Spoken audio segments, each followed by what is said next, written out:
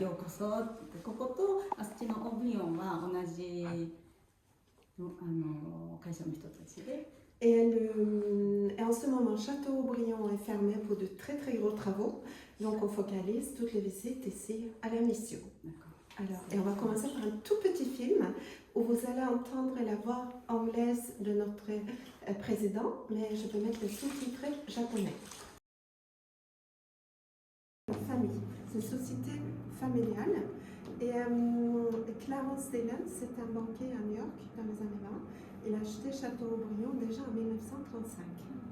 Et aujourd'hui, donc c'est toujours la même famille, et c'est la 4e génération qui est notre président, notre PDG. Et c'est Prince Robert de Luxembourg qui est moitié américain et moitié de la famille royale au Luxembourg. Donc Prince Robert, il vit en Suisse, il vient assez souvent. Et les autres administrateurs, ce sont surtout des cousins de Prince Robert qui habitent aux États-Unis.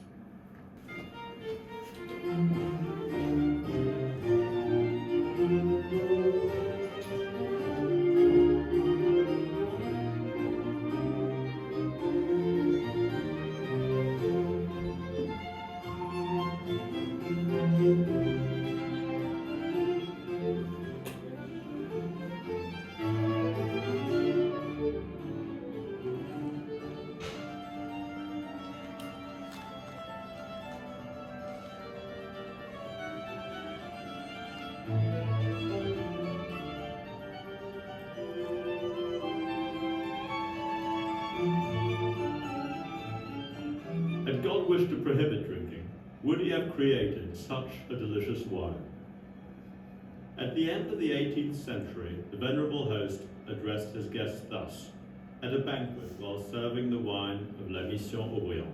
The speaker was none other than the governor of Guyenne, also called by the illustrious name of Richelieu, the renowned cardinal being his great uncle. Had God wished to prohibit drinking, would he have created such a delicious wine? Indeed, a wise retort. For divine presence plus the excellence of the wine are two essential keys needed to penetrate the very special realm of La Mission Aubryon. But let us look back a few centuries. The founding of the domain, noted in the Bordeaux archives, dates back to the beginning of the 16th century. Then, in 1682, one learns of the arrival of the congregation of Lazarists, or missionary priests, who henceforth took over the running of the estate. This order, founded by Saint Vincent de Paul, sealed the destiny of La Mission Aubryon. The vineyard benefited enormously from the great know-how and experience of these great winemaking priests. They struggled to develop and improve their estate, located between the districts of Pessac and Talence. It was here on the estate that the heavenly nectar was born and passionately nurtured in simple wooden vats by the humble men of God. Fulfilling their daily duties in the vineyard, they never lost sight of their original mission, to lift the spirits of mankind. The beautiful little Gothic chapel, by now the heart of the property, was consecrated in 1698. It became the symbol of La Mission Aubryon. The revolution unfortunately did not spare the good priests of Monsieur Vincent. The domain, then known as Aubryon La Mission, changed hands, and in 1821 came to be owned by a colonial settler from New Orleans by the name of Célestin Chapelain. He bestowed its final name on the property, Château La Mission Aubryon. But Chapelain and later his son did a lot more. They worked passionately together to improve the techniques of vinification on the 20 hectares that make up La Mission. In 1862, their efforts were amply rewarded. La Mission Aubryon received the gold medal of the Universal Exhibition in London. From From that time on, the ceiling of the chapel no longer had any space remaining to receive the golden inscriptions that listed the greatest vintages produced at this estate. In 1919, the Wagner family became the owners and ran the property during the next 64 years. They enthusiastically labored to further perfect this jewel of a vineyard, which became a Cru Classé de Grave in 1953. The passage of this family will forever be symbolized by the ornate arches which grace the facade of the chateau, and were imported by them from Toledo in Spain. On the 2nd of November 1983, the Dillon family, already owners of Chateau Haut-Brion, acquired the neighboring estate. During a quarter of a century, the Dillon family oversaw a second meticulous and formidable renaissance of the property. In 1987, a new vatre was built, incorporating the latest technology. There followed a major renovation program of the grounds, the chapel, and the castle. 20 years later, a second phase of the program is launched in the creation of a new technical site, a beautiful tasting room, newly designed gardens, and last but not least, 1,000 square meter share built as a modern-day wine cathedral and a tribute to the Lazarist friars. The construction of the new share generously features the golden Frontenac stone, which was used throughout the 18th century to build the most beautiful buildings of the Bordeaux region. The Dillon family's aim remains to put forward the magic and very special atmosphere of La Mission, a blend of peace and mysticism. Visitors now start their visit at the cloister, watched by the friars, visible on the 16th century windows of Notre-Dame d'Aubrion.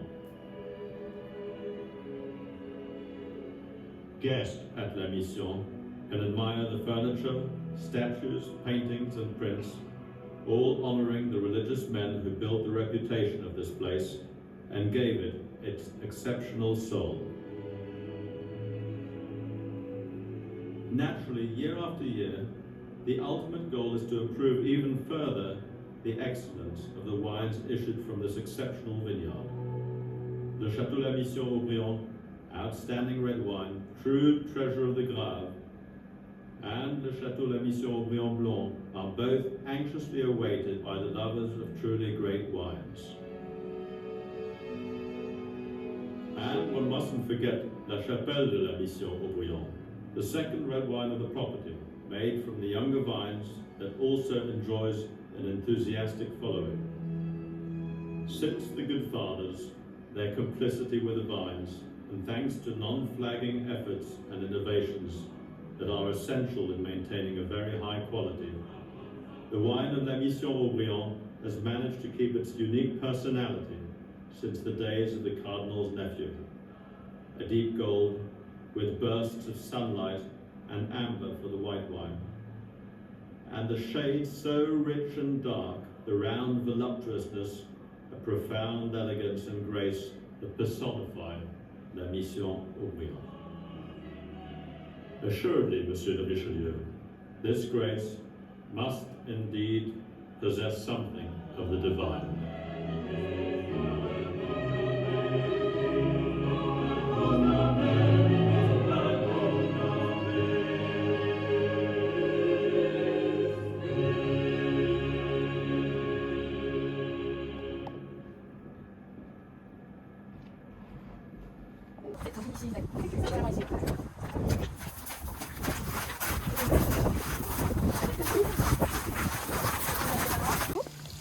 C'est le bâtiment d'origine du XVIe et XVIIe siècle.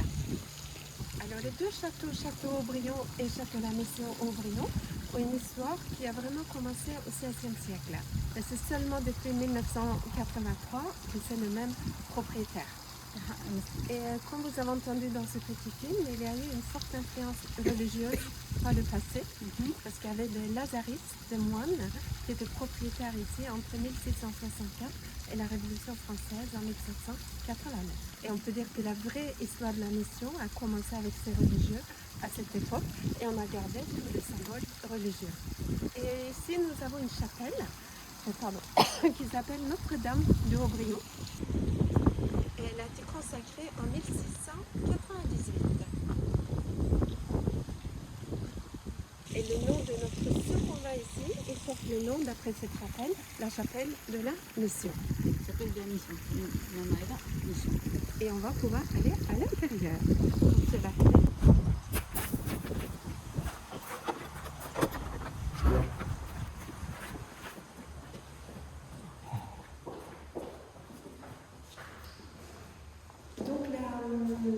Donc comme je dis, la chapelle a été consacrée en 1698, mais on a des vitraux qui sont encore plus anciens, de 1547.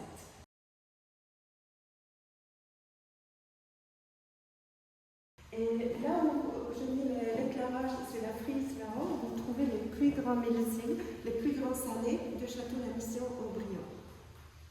Et comme je dis, c'est donc le même propriétaire de Haut-Brion et la mission Haut-Brion, mais c'est aussi la même équipe technique. Et on n'a pas de consultant qui vient de l'extérieur, on a notre propre équipe qui travaille ici depuis très longtemps. Jean-Philippe Delmas, c'est notre directeur général délégué. Il est la 3e génération de Delmas sur place, et il est œnologue de formation. Et son grand-père était déjà régisseur au Château Haut-Brion, même avant l'arrivée de Clarence Dillon. Et notre équipe technique, c'est Jean-Philippe Delmas lui-même, avec notre directeur technique et chef de culture. Et ils ont été formés dans l'esprit Haut-Brion par le père de Jean-Philippe Delmas. Et ils travaillent ici depuis fin des années 80, début des années 90, donc ils ont 35 ans d'expérience.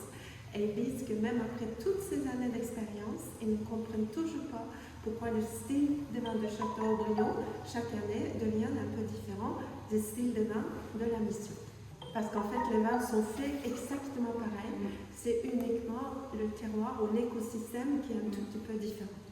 Et je vais vous montrer un peu sur ces cartes où nous sommes, parce que c'est vraiment deux propriétés totalement voisines. Et ça, c'est une carte de nos parcelles. Ici, c'est une carte de nos différents types de sols. Alors, tout ce que vous voyez en rouge, ce sont les parcelles du vin rouge qui appartiennent à la mission. Nous avons 25 hectares de raisins rouges ici. Et le violet? Le violet, c'est Château Haut-Brion. Le rouge de Château Haut-Brion, qui est beaucoup plus grand que la mission, c'est le double de la surface ici, 48 hectares. Et ce qui est en vert, ce sont les parcelles du blanc de Haut-Brion et en jaune, le blanc de la mission. Et donc, la production de blanc est vraiment tout petit, 2,7 hectares à Haut-Brion et 3 hectares et demi ici. Donc, toute petite production de blanc. Le nom Haut-Brion, c'est un lieu dit, ça veut dire sur le haut de la colline. On est sur deux petites collines, une ici et l'autre de ce côté-là. Donc nous sommes ici, vous êtes arrivé donc sur l'avenue Jean Jaurès, jusque là, et juste en face, vous avez l'entrée de notre centre d'accueil, et donc le Château Haut-Brion se trouve donc de ce côté-là.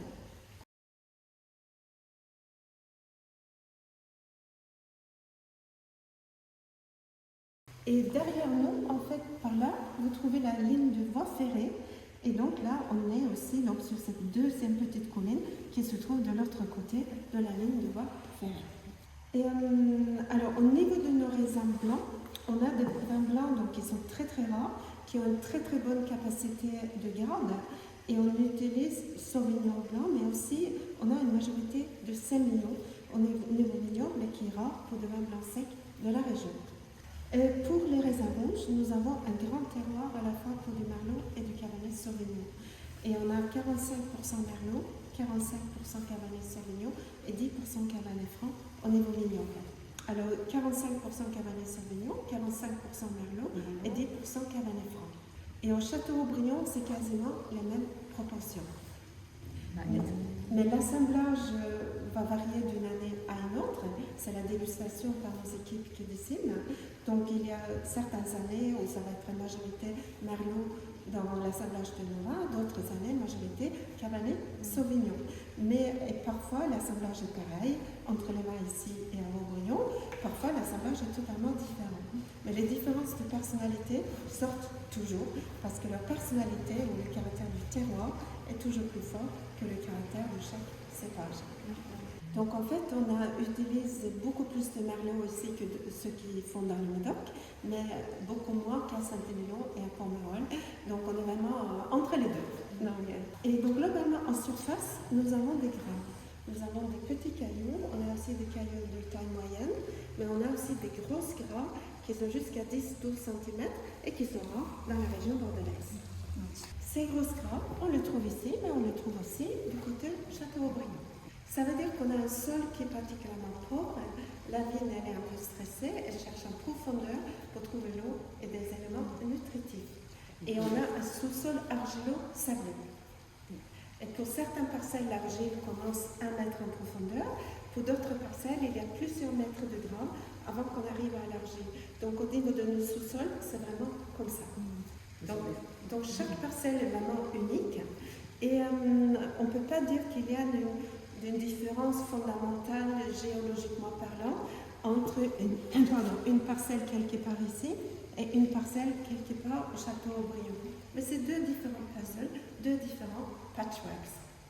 Et c'est vraiment quand on fait l'assemblage entre toutes les parcelles ici et quand on fait la même chose en face que les différences ressortent. C'est uniquement dans l'assemblage qu'il devient différent.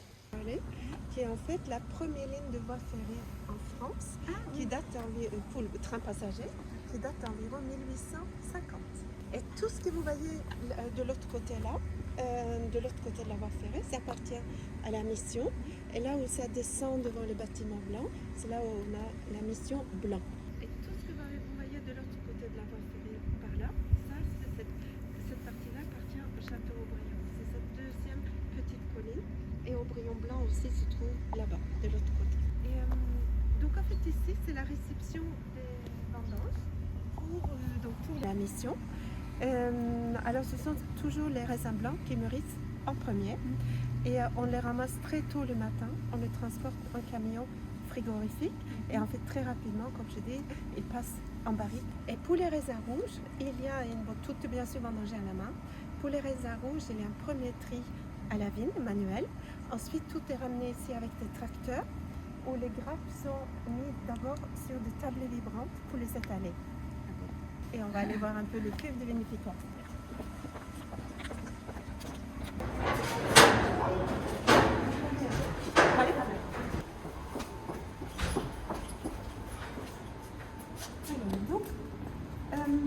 Donc ces cuves, elles sont pour la vinification du vin rouge. Et elles sont très particulières, elles ont été dessinées par le père de notre directeur actuel, Jean-Bernard Damas, avec un architecte. Et on les a mis en place d'abord ici, ils ont à peu près 40 ans, et on a mis en place exactement le même système au Château-Aubrion quelques années plus tard. Et voilà. Et en fait, ce qui est très particulier, c'est qu'il y a deux cuves en une. Il y a une partie supérieure, il y a une partie en dessous, et c'est l'inclinaison au milieu qui fait la séparation entre les deux cuves. Il n'y a aucune communication entre les deux. Alors, les 2-3 premières semaines, tout se passe dans la cuve supérieure pour la fermentation alcoolique et aussi l'extraction de couleurs de tanin qu'on trouve dans les parties solides, les peaux et les pépins. Ensuite, on va transférer uniquement le vin sans les parties solides vers la partie inférieure pour la fermentation malolactique, la deuxième fermentation qui réduit l'acidité dans le vin. Mais pour aller un peu plus en détail, pendant les 2-3 premières semaines, quand tout se passe dans la cuve du haut, nous avons notre propre programme informatique qui gère d'abord la température. On a un système de serpentin sur les deux cuves ou l'eau chaude ou l'eau froide de mise, mais le même programme informatique gère aussi des pompes. Chaque cuve a une propre pompe. Je vais vous expliquer un peu plus.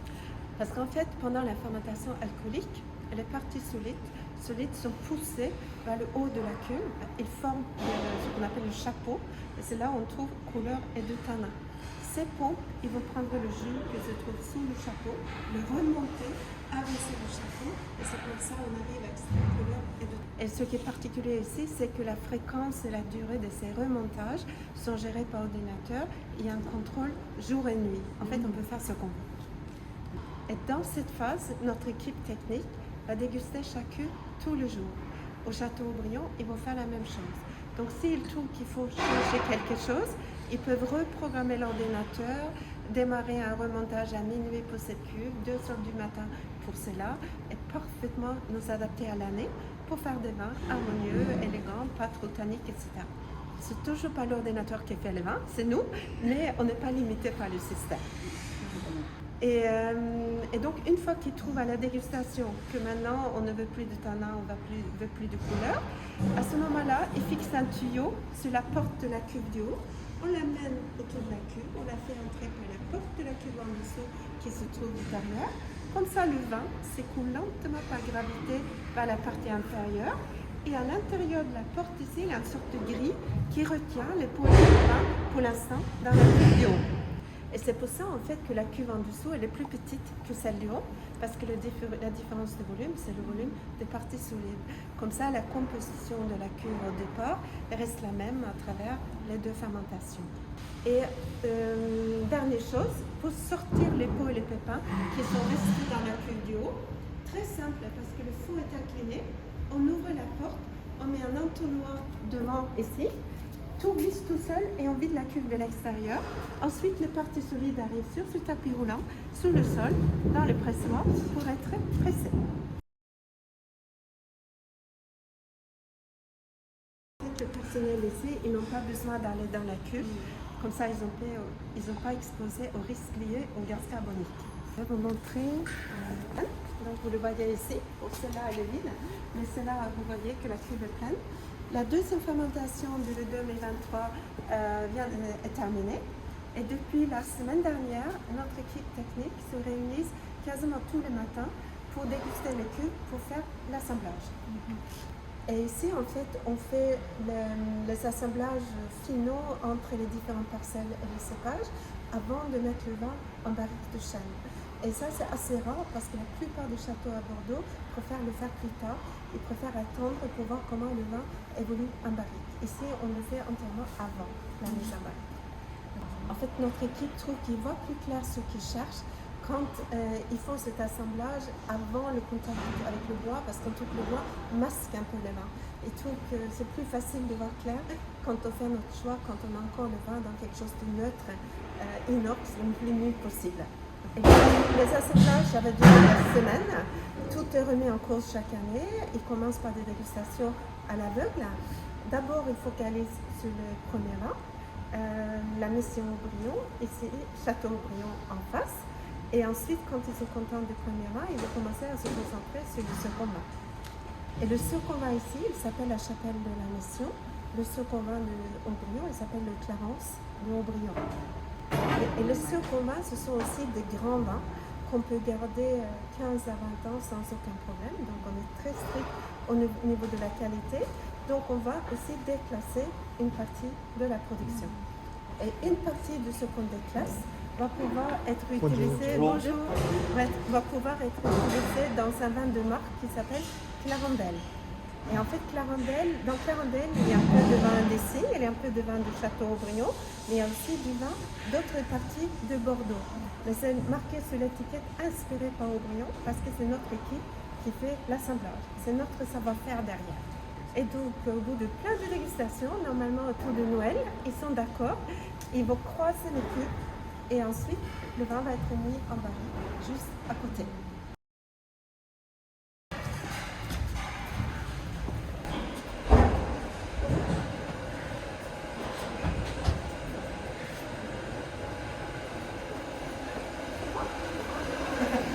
Bonjour.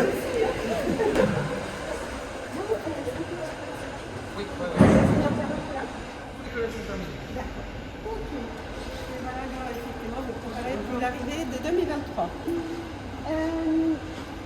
Alors ici, on est dans un chai qui est relativement récent. En fait, les murs sont très anciens. Mais là, on a un chai qui est suffisamment grand pour pouvoir avoir 2 millésimes en même temps. Parce que le temps en barrique, c'est 18 mois. On va peut-être... Ah oui, là, c'est plus calme. Alors, en ce moment, c'est que le 2022 que je trouve en barrique. Donc, ici, c'est la mission Aubryon et le Secombat, la chapelle de la mission. Donc là, il y a aussi des barriques qui sont neuves et qui attendent le 2023. Donc le 2023 va arriver après l'assemblage début janvier. Donc là, ils préparent toutes les barriques pour l'arrivée de 2023.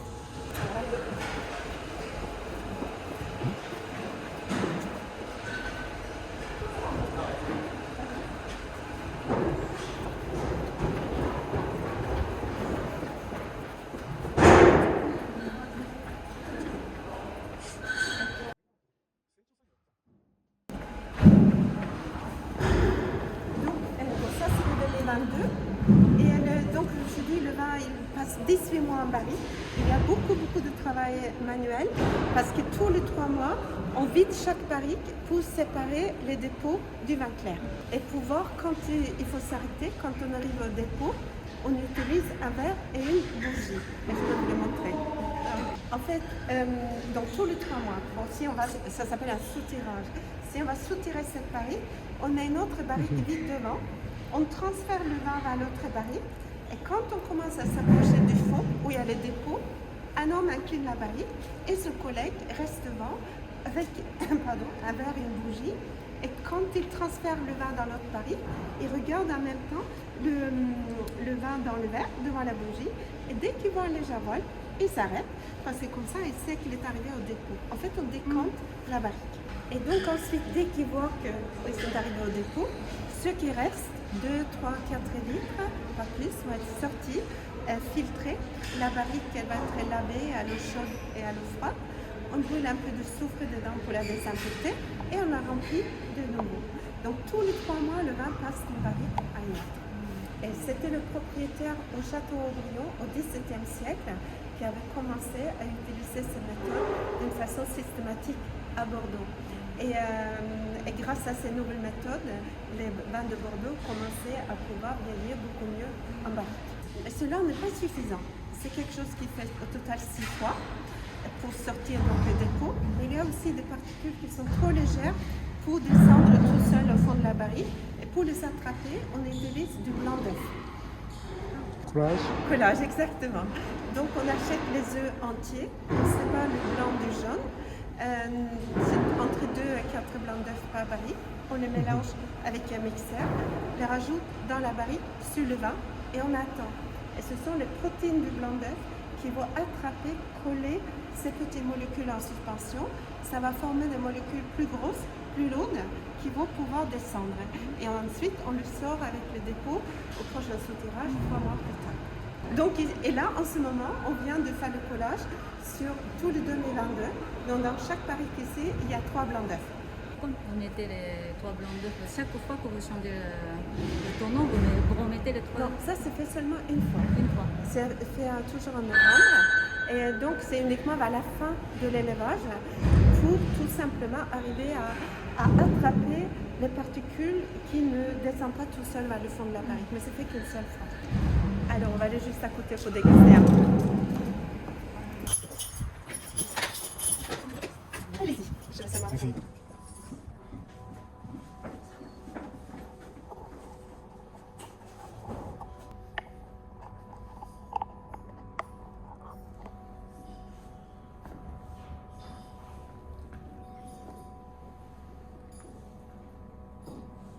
Chapelle de la Mission dans le millésime 2017, qui est un très beau millésime classique. Ça va comprendre maintenant, mais on peut le garder au moins 10 à 15 ans sans aucun problème.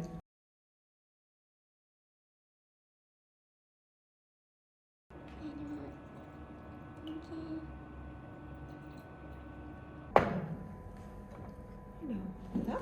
Merci. Monsieur, madame. Merci.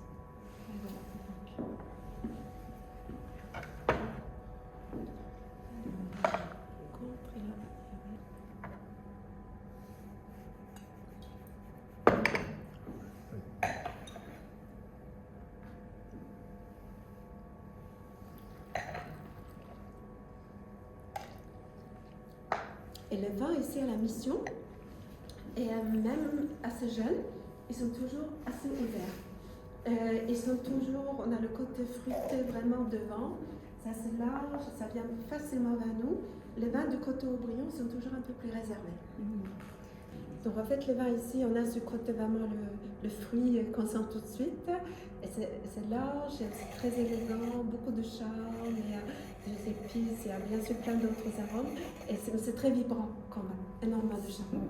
Et comme je dis, le 2017, c'est un très beau millésime classique. Quand on dit classique, ça veut dire qu'il y a une belle fraîcheur, il y a vraiment une pureté de fruits qui est très agréable, mais un tout petit peu moins opulent que certains d'autres millésimes, comme le 2005 ou le 18 par exemple. Oui, les millésimes qui sont un tout petit peu plus opulents, c'est le 5, le 18, le 15 par exemple. Là, le 17, c'est un tout petit peu plus droit, mais aussi très élégant et très équilibré. とてもエレガントで、まっすぐな感じの、ワインだそうです。実はどうも先月これの2012ヴィンテージを飲んでるんですね。でやっぱり自分の家で、日本で。はい。でその時にやっぱりそれと比べるとやっぱりとても若々しい感じがするし、その果実味がやっぱ強い、まだまだ強いなっていう。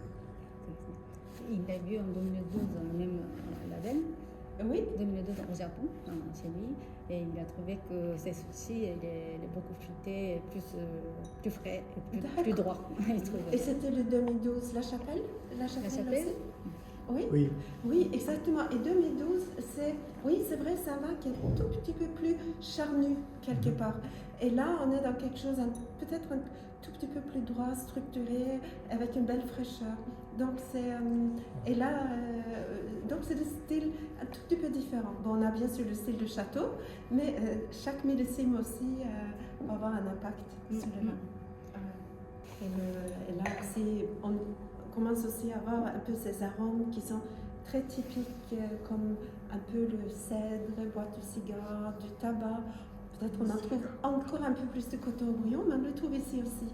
C'est vraiment, c'est très distinctif pour nos terroirs ici en fait. Ouais. Ancienne, donc je propose aussi de le donner la version un peu plus récente en anglais. Comme ça, il peut avoir japonais et anglais. Donc, et en fait, dans ces livres, vous trouvez beaucoup de choses sur l'histoire, etc. Et vous trouvez aussi des commentaires sur plein de différents millésimes, avec des courbes de température, etc. Pour là, ça s'arrête en 2008, mais dans la version anglaise, ça va encore plus loin, ça va jusqu'en 2020, je crois. Donc là, et c'est la même chose aussi pour la mission, donc avec de l'histoire et beaucoup de choses sur les différents millésimes. Donc, japonais et anglais, comme ça vous pouvez prendre les deux si vous voulez. Voilà. Et si vous voulez regarder un peu à notre centre d'accueil pour voir un peu là-bas, si vous voulez faire un tour dans la boutique, je peux vous montrer où ça se trouve, parce que je retourne là-bas, j'ai mon bureau là-bas. Aubryon oui, c'est à l'entrée principale de notre centre d'accueil. On est passé, je crois. Oui, voilà, si vous voulez, parce que je retourne là-bas, ou sinon, il n'y a aucune obligation, évidemment. Oui, très bien. C'est assez joli aussi, donc voilà. Bon, je vais essayer de m'arranger cette bouteille et je...